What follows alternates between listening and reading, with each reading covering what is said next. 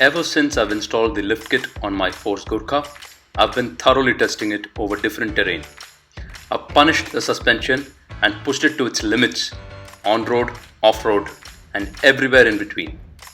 I'm inflicting all this controlled chaos so that if there are any surprises or side effects, it rather happen now than leave me stranded in the middle of nowhere. And the suspension did throw a rather nasty surprise, a couple of them actually. Watch the video till the end to completely understand the upsides and the downsides of a strut spacer install and which components of my vehicle did it affect during the testing. Instead of just being a good versus bad review or a black or white review, I will simply present all the facts about how the lift kit affects the suspension geometry and what are the effects, both good and bad, on your vehicle. By the end of this video, you will get a clear idea of what to expect, and if the gamble is really worth it for you is a call you can take as an informed decision. Smash the Gurkha on the bottom right of your screen to subscribe to the channel and sit back and enjoy the ride.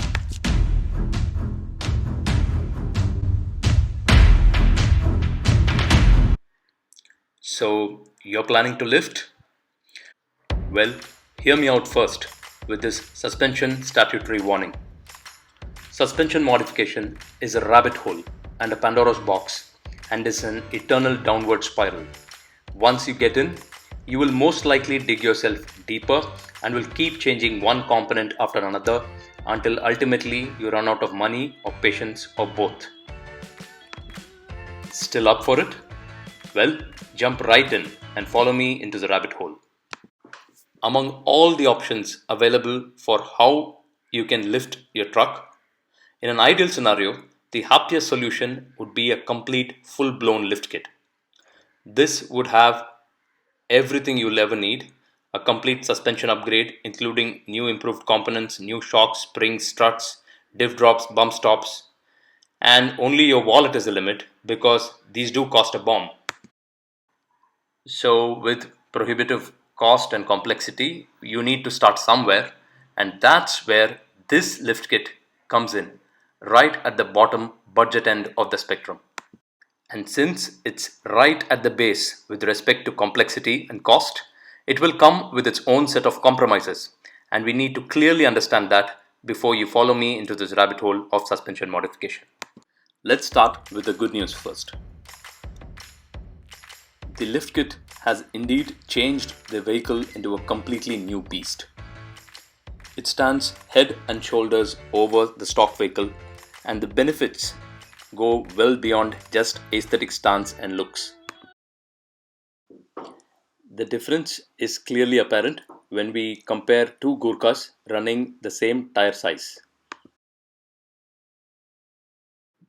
The gains that we have acquired by lifting with respect to the approach, departure, and ramp over angles have added noticeable advantages in tackling obstacles off-road. The lift kit has also leveled out the rake of the stock Gurkha, which is a desirable effect. Observe how the bonnet line has leveled up with the nose up. Rake is the nose down orientation from the factory. It is given typically in pickup trucks because once the rear bed is loaded up, the rear shouldn't sag. So the rake kind of transfers some of the bed load onto the front wheels, which are downhill. Also, it helps us to gain some marginal aerodynamic advantage in an otherwise boxy truck. More importantly, the rake helps to level out the truck when the truck is towing trailers using the rear hook. In our Gurkha, none of these are much relevant, and so the leveling action of the lift kit is very desirable. The added clearance under the body in terms of space and angles has really helped the vehicle to glide over obstacles off-road. Let's look at the spacers as fitted. We have installed a strut spacer on top of the strut's hat. This has extended the strut downward and pushed the wheel down. The upper control arm has sloped slightly down to follow the wheel down. The clearance at normal ride height between the strut column and the UCA, the upper control arm, is adequate. The CV axle and the boots are slightly inclined at this ride height, but it's not too bad. This UCA spacer came with the lift kit, and it lifts the upper control arm a little bit and helps in alignment. We'll talk about this in greater detail later.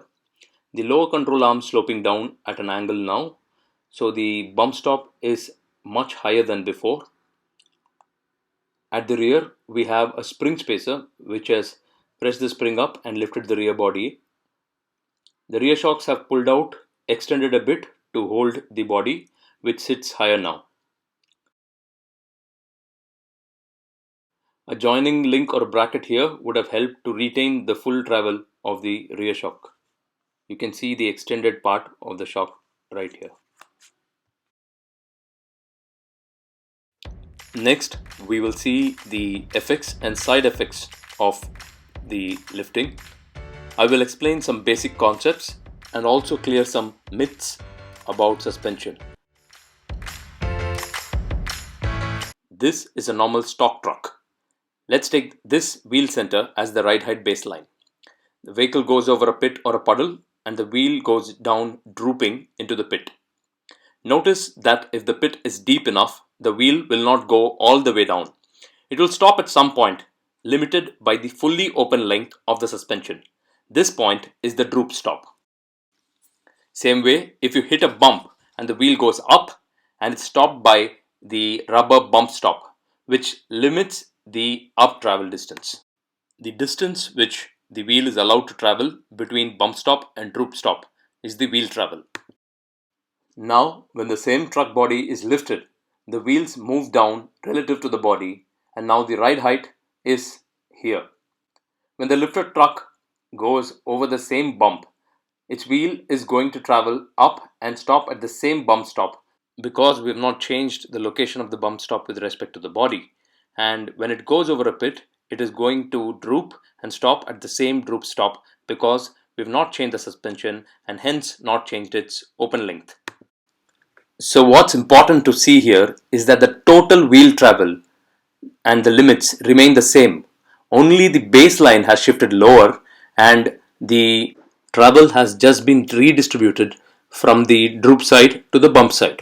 So your wheel will reach the droop stop limit sooner, but will take more time to reach the bump stop limit just because your ride height has been lowered, but the total wheel travel remains the same.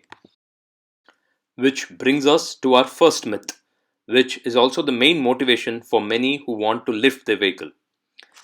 It's that lifting allows to fit larger tires. Well, this is not true. At least it's only partially true. So if you tried to fit an upsized tire in your stock vehicle and it didn't fit in the wheel well and you had fender scrape and whatnot, so you choose to lift the vehicle. But now you've shifted the baseline down and you're able to accommodate your upsized tire. But what you should remember is that the suspension is going to cycle between the same bump and droop stops and the same wheel travel. So though you may fit the tire at ride height, you will still scrape at the full bump. So you will see that even after say a 3-inch lift, many owners would still require to trim or chop the body line or the fender or the bumper to accommodate larger tires. For the Gurkha in specific, the largest wheel and tire dia you can probably fit with absolutely no trimming required is about 30.5 inch to 30.6 inches. This dia will clear the wheel well and probably require only tucking in the soft fender lining with some cable ties. I happen to run this tire size, which is the Maxxis Mud Terrain 245/75/16, which you see on my truck. Keeping the total dia same, you can play around with the aspect ratio to explore more options. The first number in the tire size is how wide the tire is, so say 245 mm. The second number is how much percentage of this 245 is the profile of the tire, and the third number is the alloy wheels diameter. So if you want to go wider on your tire size like 255, 265 or 285, then you have to come down on the aspect to 70% or 65% as shown on the screen. Or if you go for narrower tires like 235, you can go for more rubber on your tire, say 80%. So if you swap down the alloy wheel dia itself to say 15 inches, you can get even more variety of tires to choose from. You will see 18-inch alloys on some trucks, but then they would run say 265 6518 or 245 6518, which is the same dia as mine. Just remember that one needs to check for scrubbing at full turn lock if going for wider tires. At this point, I must declare that while extremely outlandishly large tires will put heavier loads on your suspension, your drivetrains, your brakes, and your bushings, but if your particular use case can be met by reasonably upsizing the tire, which will give you enough ground clearance for your application, then that should be the chosen mode of lifting the car rather than playing around with the suspension. Because do remember that suspension is a life and limb part of the car, meaning it's a critical component and can have serious safety implications if not designed, installed, or understood properly. So, any modification, including something as simple as a strut spacer, should be considered as a major modification. Moving on, myth number two is that since we didn't change our shocks and our springs, lifting does not affect the suspension limits. Again, not true. At least the implication is not true. Look at the stock unlifted truck. What if the bump stop was not there to stop the wheel on its up travel? Then the wheel would move up until the suspension fully compresses and bottoms out. This limit is the upper limit of wheel travel now. Now in a lifted truck, this limit of suspension compression would be same as we have not changed the shocks and springs. But how is this distance compared to the new distance of the bump stop is all that matters. Because the rubber bump stop has moved up farther with the lifted body. So if the suspension had long enough travel and it doesn't bottom out even in the lifted configuration, then the wheel will be stopped first by the bump stop. But if your particular suspension had only so much travel, which when lifted comes earlier than the new bump stop position, then each time your wheel hits a jump on the road, the suspension is going to bottom out and act as a bump stop, which is not at all good. Let me explain this more clearly because this is a fundamental side effect of this lift kit. Normal truck, normal ride height baseline, goes into a pit, suspension opens out and holds the hanging wheel, droop stop. Note, now if the suspension doesn't stop it in time, the control arms are going to incline uncontrollably to ungodly angles and stress out the ball joints terribly. So as a thumb rule, we can impose that the open length of the strut should be lesser than that down travel distance where the ball joints will be stressed and will begin to bind and pop. Now the truck hits a speed bump, the wheel travels up, but the rubber bump stop will come into play and stop it before the suspension bottoms out and goes into a tight bind by the wheel fully compressing the suspension.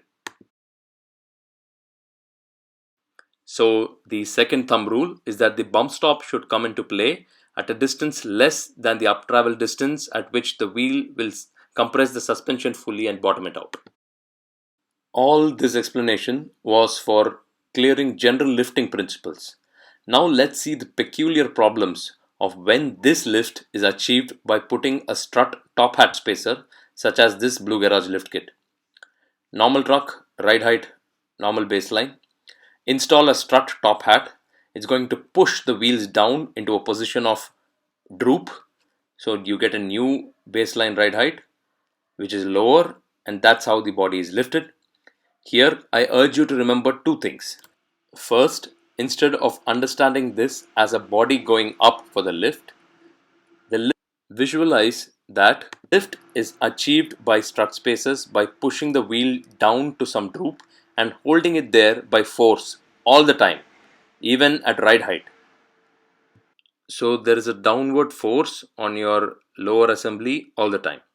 Second, the arms, the upper and lower control arms and the ball joints and the axles, everything operate at an angle even at ride height always. Which brings us to myth number 3, that if you put a 1-inch spacer, you will get a 1-inch lift. No, this effect is multiplied actually As I explained in the last video, the strut pushes the ball joint down, wheel moves down, but the lower arm pivots about this point on the body. So by lever principle, the lift achieved is multiplied in proportion to this ratio of relative distance. This is called the motion ratio. So even a small spacer can lift the vehicle proportionally to a much greater height. Myth number 4 is that the strut top hat spacers are for off-roaders for enhancing performance. Normal road users should avoid it. This statement is not only false, but it's exactly the opposite of that. The added ground clearance achieved by lifting with strut spacers does tempt off-road users to go for this lifting solution to make vehicles clear larger obstacles off the road. But strut spacers actually add more aesthetics and looks than performance beyond just added ground clearance. On road, the side effects are lesser felt and in contrast are amplified much more off-road, as we will explain later in detail in this video. So on-road users who stick to the tarmac and only probably do light off-roading will actually be more suited to adopt this economic strut spacer solution. Which immediately brings us to myth number 5, that top hats are the simplest and safest modification because we are not changing any other suspension component. Well, the fact that we are not changing anything else is precisely why the statement is false. We should understand that top hat strut spacers are actually just band-aid modifications intended as a quick fix solution to get some clearance. If going for this band-aid solution, one must understand what are the trade-offs very clearly. We installed the spacer and pushed the strut down, overextending it to get a new lower wheel baseline. In this case of lift, the wheel bottoms out at a new droop stop, which is lower than the original droop stop by a distance which has been pushed down by the thickness of the strut spacer. What we need to check is if at this new extended droop, if the ball joints are going into a bind before the strut's open length, which is now increased by the thickness of the spacer, stops the wheel at full droop. If it doesn't, this will severely stress out the arms and joints because remember, the arms are still attached to the body and lifted while the strut has moved down, and hence the weird angles. During up travel, the bump stop now might not stop the wheel if the suspension bottoms out before that. We can give some first aid for this by adding a deeper bump stop which will stop the wheel on up travel, but in effect we have restricted the wheel travel between the new limits, which is lesser than before, and in totality would have gained lift at the cost of wheel travel. With all this background, we are ready to go for testing. First thing you should get done after lifting is wheel alignment, but in this case it's easier said than done. Why does this alignment give you such a hard time? For that, we need to understand the fundamentals of alignment itself. Funny problem is that a lifted Gurkha with a roof carrier doesn't fit into your small wayside alignment shop. You need to find a bigger one with an open bay. Since the spacer pushes the lower joint out and down, it upsets the steering axis and throws the wheels out of alignment. So everything's going to be in the red immediately after the lift. But don't worry, persistence is the key and you will eventually get the alignment done. But we'll first understand some basics of alignment. The wheel is attached to the steering knuckle or the spindle. The knuckle is attached to the truck body only at 2 points. The upper control arm through the upper ball joint and the lower control arm through the lower ball joint. During alignment, we are trying to orient the steering knuckle within this large wheel well cavity in 3 dimensions. To measure this orientation tangibly and uniquely, we define 3 different angles. The yaw angle of the wheel, which is called the toe, which shows how much the wheel is in or out of line. The second is the roll angle, which is the side to side roll, which is called camber. The steering axis, which is a line connecting the upper and lower ball joints about which the wheel turns on steering, and its inclination to the vertical is called caster. While that was the traditional way of understanding alignment, I would like you to visualize the idea of alignment as not the orientation of the entire wheel, which is difficult to visualize in 3D, Rather, let's reduce the problem to just 2 points. Alignment is only how the upper and lower ball joints are aligned in space with respect to each other. That's it. Holding the upper ball joint at the same place, if we move the lower ball joint away from the vehicle sideways or towards the center of the vehicle in sideways, we are changing camber. And if we move the lower ball joint towards the forward of the vehicle or the rear of the vehicle with respect to the upper ball joint, then we are changing caster. And if the ball joints are rotated about their axis, we'll be changing the toe. Now it's easy to see how these three parameters are coupled to each other, and it's difficult to change each in isolation without affecting the other. That's why alignment is always in a range of values and never a single value. So during lifting, if you're going to affect the relative position of these 2 points, you're affecting the alignment. Now I'll show you something interesting. Notice how the upper control arm is mounted on the body. The front end is higher uphill and the rear connection is lower downhill. This upper wishbone or A arm is inclined with respect to the horizontal. This is called brake dive geometry and is provided because when you slam the brakes, the front end nose dives and all the weight is going to mount up on the front suspension.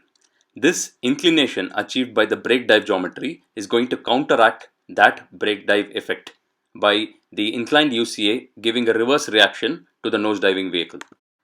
Due to this inclined mounting arrangement, the upper ball joint will not move vertically down during wheel travel and will actually move with a slight forward bias.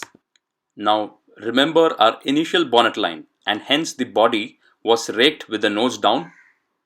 At that time, this brake dive geometry was at a particular orientation with respect to the body then, and alignment was done in the stock truck based on that angle. Now after the Blue Garage lift kit leveled out the bonnet line, the brake dive geometry orientation has also rotated along with the bonnet line. This is another reason why the alignment gets difficult after lifting. The second reason is the upper control arm is mounted further outboard with short arms, and the lower control arm is mounted closer to the center line further inboard with longer arms. Now with lift, both arms are held down at an angle. So along with the spatial variation, there will also be an angular misalignment between the upper and lower arms. We are going to adjust these bolts and move the lower control arm out or in or about to align. Now this lift kit came with a UCA ball joint spacer. With all the understanding of alignment we have now, it's easy to see how this piece helps the UCA ball to move down with relation to the LCA ball and hence helps us recover some of the camber and caster we lost when we forcefully push the LCA ball down and out using the strut spacer for achieving lift. The advantage of this spacer is that the ball joint on top maintains some semblance of vertical alignment with the lower ball joint, and therefore makes it a little easier for us to get the alignment back on track. In my previous video, I talked about how live axles are more forgiving towards lifts because of the articulation. I want to revisit that point quickly here. See, in IFS like this Gurkha, the CV axles are kind of half shafts and that moves the wheel just up and down. So there is limited articulation. In live axles, the wheels on either side are rigidly connected by a solid beam.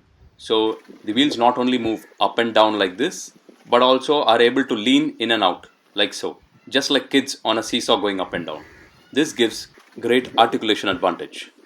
While I miss the solid axles of the past, modern IFS suspensions have indeed come a long way with great on-road and decent off-road performance. Let me know in the comments below if you're an IFS fan or a solid axle nut.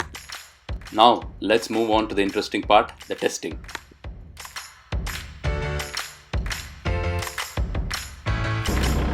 First, let's see how the strut spacer sits inside the coil bucket. We'll check if the upper control arm interferes or strikes when it moves up and down. This is called coil bucket contact, where the arm hits the coil as the suspension cycles.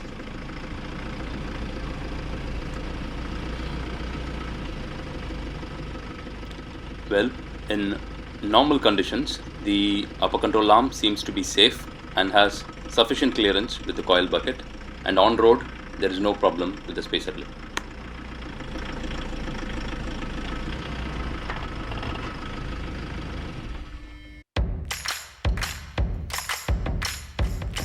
Next, let's check the suspension cycle and how it behaves over different terrains.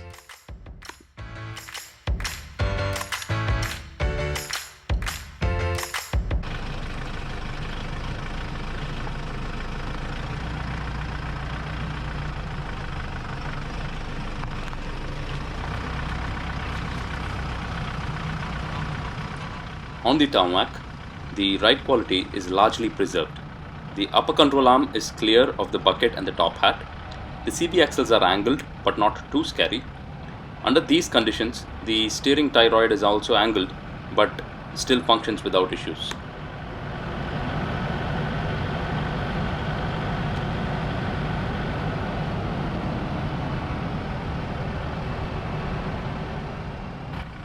Let's take it off the road. The suspension starts doing its job immediately. The axles rotate and pivot about the cups, still all seems okay. Steering is the most inclined member, but the driver doesn't feel any abnormal feedback. Let's try a wide turn to see the steering working and check it out. Only when the wheel compresses suddenly in the up travel, there's a slight change in behavior of the suspension, which is noticeable if you're paying very close attention. The reason for which we'll discuss in detail later in the video.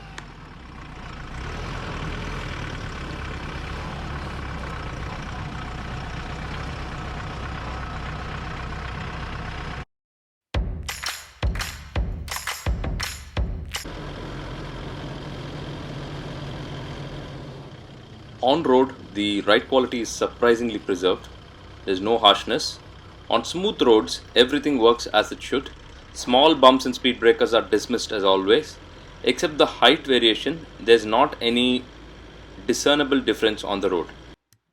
After lifting, I clocked sufficient highway miles as well, and the highway performance is generally good. High speed stability, lane changing has not significantly deteriorated.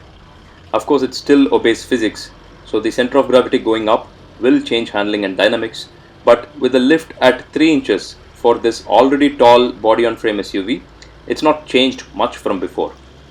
On rumble strips, however, the suspension felt punished and the jolts were passed on generously to the driver in the cabin. There are few changes I noticed while nitpicking which are important. The first one is that hard braking at speed. The nosedive is noticeably more than before. This must be because of the extended strut and the lift altering the brake dive geometry, which we discussed before. The second thing is on turns, I was not able to carry speed even as much as before. There is slight body roll on turns which is noticeable. This might be because of the bump stop not coming into play for the truck to lean onto during curves. So while straight line is good, turns and twisties like say hill driving will definitely notice the difference.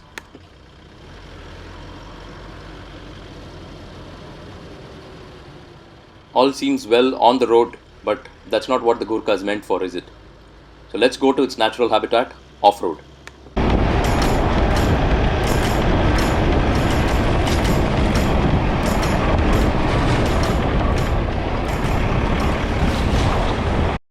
For our off-road testing, we have come to this beautiful trail. It's very familiar to me and I've spent quite some time here with the stock Gurkha. So I'll be able to immediately pick up differences in vehicle behavior compared to how my non-lifted Gurkha performed here. This trail also has many interesting features and sections where we would be able to test our suspension thoroughly. To begin with, let me say that the added clearance this lift kit has given has clearly turned the truck into a whole new beast.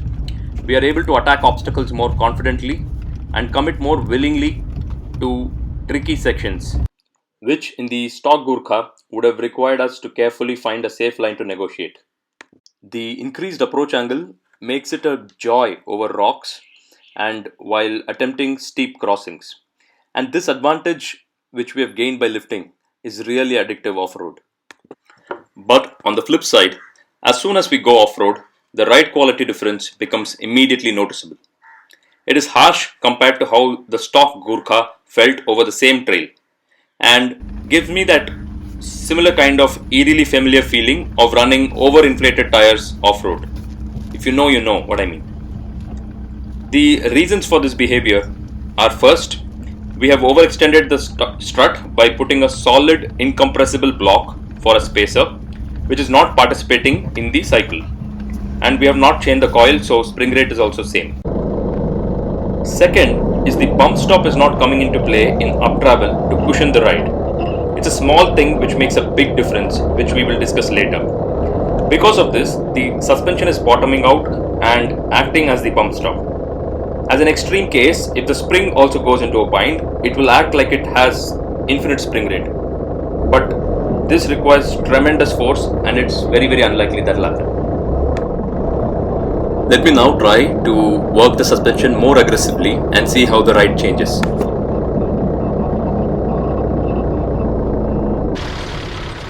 Let's carry some speed and push the suspension a bit.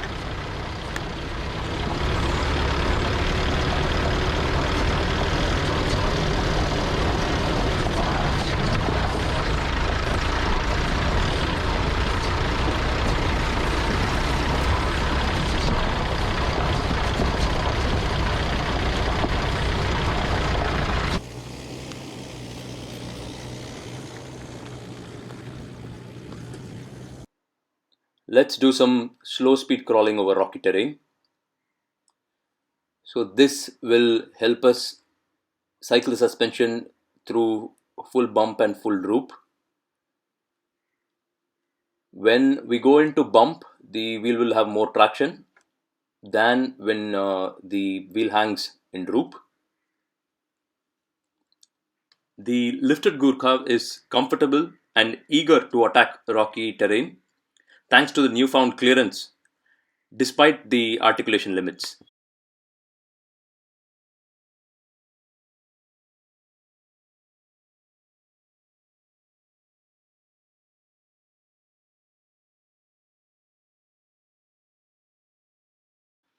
What we can notice, however, is the increased roll on alternating wheels, basically meaning that the weight is not redistributed effectively between the left and right side.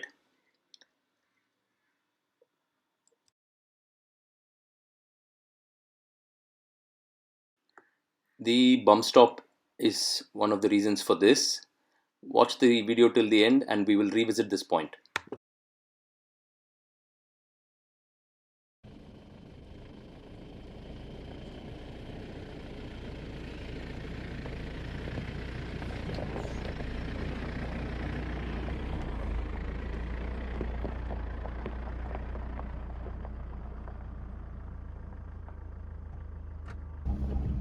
Let's do some climbs and push the weight towards the rear.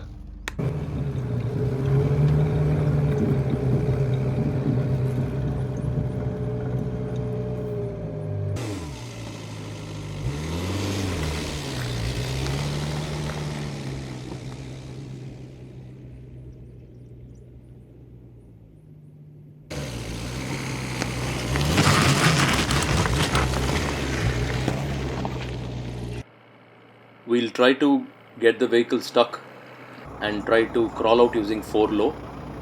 That is when the CV axles are going to be communicating torque to the front wheels maximum. So let's see how that works out.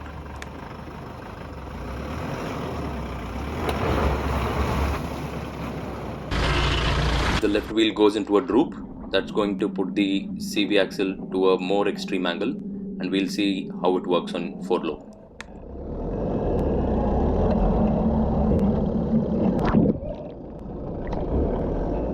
Four low and it manages to crawl through, no problem. The rear step is eating into the departure angle. I'll find a solution for that. We'll move on to driving over some trails, which are basically like flatter sections where we can carry some more speed, but the suspension will work hard to negotiate the terrain.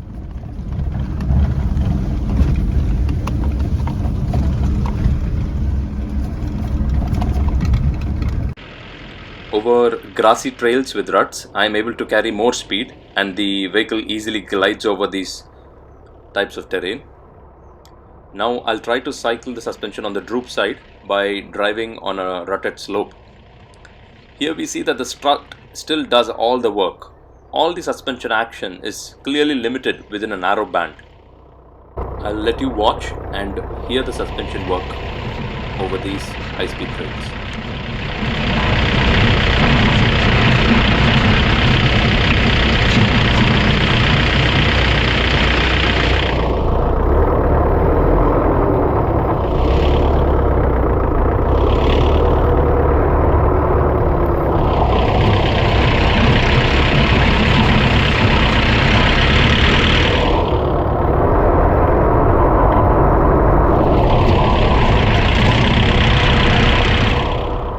Over some sections, the back of the car feels a little bit jumpy, especially if not loaded, and on the rear because of the spring spacer there.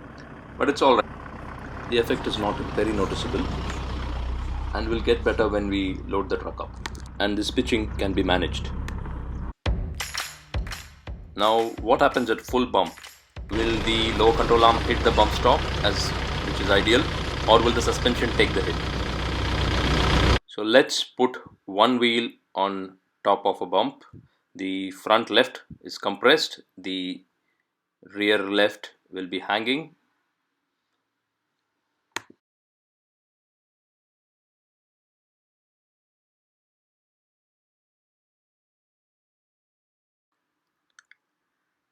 Let's move in and check for the bump stop. Nope, it is still a mile away, which means the suspension has been doing all the work.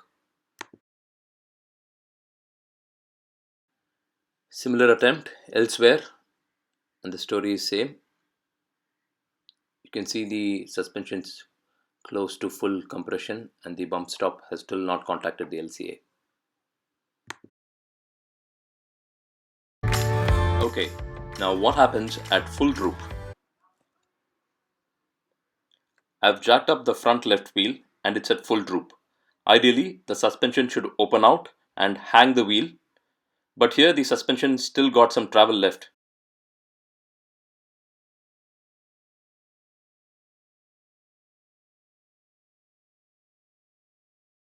The steering thyroid is very steep and so is the lower control arm. The CV axles are also operating close to limits. The UCA spacer bolts are very close to the spring. We should trim off this extra length of bolt, or else there is a chance for contact with the spring when we do something aggressive off-road. If you're also getting this kit installed, I would recommend that you do this test as well, because if your spring is installed in a rotated manner, because it's a helical spring, it is possible that it would already make contact with these bolts here. The strut spacer is holding up. The top hat is fine.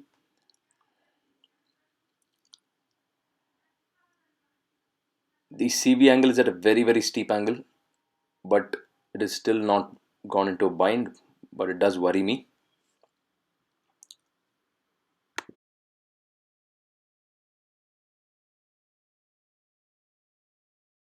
Upper ball joint is binding and that is what is holding on to the wheel. It is ready to pop. Lower ball joint is stressed as well.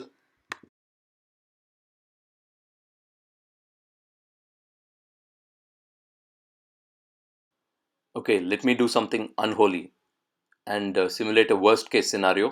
Full droop, full steering lock to see how the steering responds at this angle.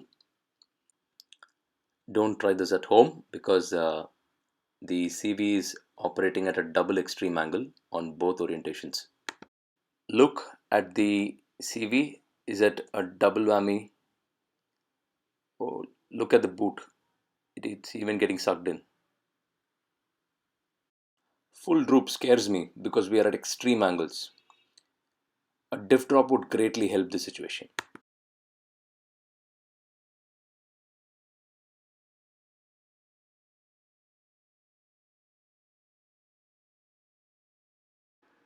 The ball joints have started to go into a bind, and that's how the wheel is being held up now. This is not at all good. This is the problem with large lifts with spacers, that the angles easily go into extremes. A thinner spacer would give lesser lift but will also reduce these problems significantly. Let's bring the vehicle down to see the travel trajectory of the upper control arm. Notice how the ball joint recovers as the UCA goes safely away.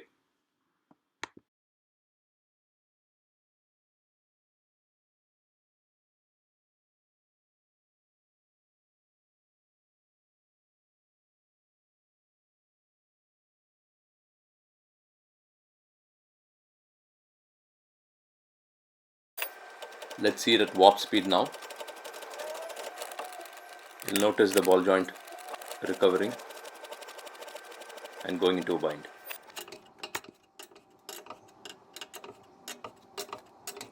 Now let's see how the CV axles recover from the extreme angle.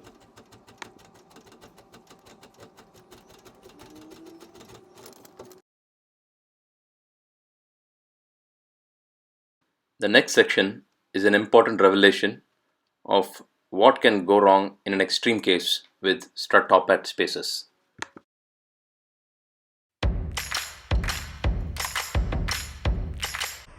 So I have been testing the kit consciously and inspecting the vehicle thoroughly after every run. And I was so lucky that I actually caught this while going through one of the videos. Look at the spindle bolts, they are giving way. I have ruled out loose fitment during installation. This happens because of the downforce that the spacers are exerting on this LCA assembly and the pounding I've been putting on the extended strut. I was always monitoring the ball joints closely because I was thinking that they were going into bind and those will be the first to get damaged. But these bolts seem to be the weaker link and have taken the punishment. This is a big crisis averted. If I had not spotted this now and if these bolts had given way during drive, then the LCA would just crash down, and I'm so glad I caught this right now. This is precisely why I advise to be very careful and make conscious choices with suspensions. If you noticed, for consistency, all the measurements, bump, droop and hits, I was always doing on the left side wheel and keeping the right side undisturbed as a control wheel for comparison. And that's probably why this left side is showing this damage. Now you can go back and see how these bolts have slowly been pulled down over time from my on-road test to off-road and through the trail videos. The second catch after a few more days was this. Remember I told myself to trim those UCA spacer bolts? Well, I delayed it and now we have clear signs of UCA and coil contact. This bolt has made contact and sheared off and been bent out of shape. Should have been very aggressive hit off-road, which would have made the UCA droop down enough to strike the spring coils and sheared this off. Unlikely such damages may be during normal usage compared to punishing testing we have done now, but it's always important to know the effect that any modification would have on the vehicle so that we can understand and prepare for it. Our last chapter is dedicated to the most underrated component of this entire suspension family, the humble bump stop. In my previous video, I had left a question hanging about what's good or bad about the bump stop being so high after lifting the truck. There was one comment in the comment section which got it right. A big shout out to Rachit Dobel for guessing that the higher location of the bump stop would cause the suspension to bottom out.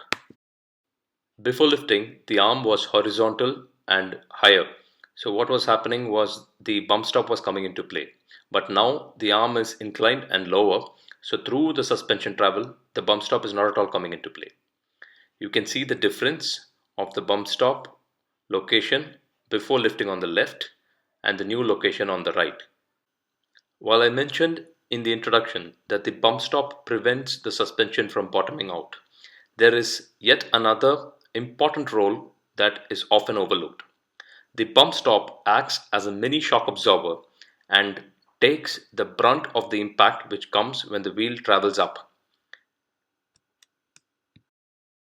This rubber is the first line of defense when a large force pushes the wheel and the lower control arm up.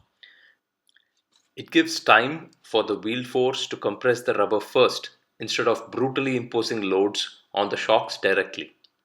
Second thing it does is that it redistributes weight when one wheel goes up, where the bump stop on that side takes the weight, and it redistributes it between the left and the right sides by counteracting the wheel push to maintain ride quality. Now go back to the video and watch our increased roll, which became very pronounced off-road when the bump stop was not coming into play at all. That was because of this reason. This is precisely why most complete lift kits, even with spacers, will come included with bump stop extensions. It is now clear to me that the bump stop has to come into play if we intend to make this lift kit work. So I'm on the hunt, on the lookout for bump stop extensions or taller, deeper bump stops. I've gone through a few of them and I'm looking for the most optimum solution, and I'll surely update you guys when I find the right fit. The angle of the CV axles is not that steep at the new ride height, but still remains a cause of concern at full droop and extreme operation. I'm trying to fashion a front diff drop kit which will push down my present diff by about 30 mm, which will still make it stand above the bash plate but will make the CV angles much more acceptable and comfortable for me. I'm also keeping an eye out for the 5-door Gurkha. I'm interested to see how the lower arms are designed in that one. I'm open to cannibalize some compatible components from the 5-door Gurkha if I find the design's been improved and suitable. While all these are short-term fixes for the band-aid solution, my ideal end state would be a full proper suspension upgrade. I've reached out to the big players, OME, Ironman, Bilstein, and even our homegrown ARC. If you guys are aware of any compatible suspension upgrade for the Force Gurkha BS6, please do leave a comment below and I would be grateful for the tip and will definitely try it out. So if you are also looking out to modify your suspension, then remember also the suspension depends a lot on the weight of your vehicle. So it should be the last modification you do after all other weight additions have been done. For example, off-road bumpers, that will be additional weight on the front, or bash plates like the ones I have, which are 25 kilograms, or rock sliders, which is my next mod, that's another 25 kilograms. All that's weight distributed with a front bias and will make you bottom out the nose that much more harder when you slam the brakes or hit a bump or a ditch off-road.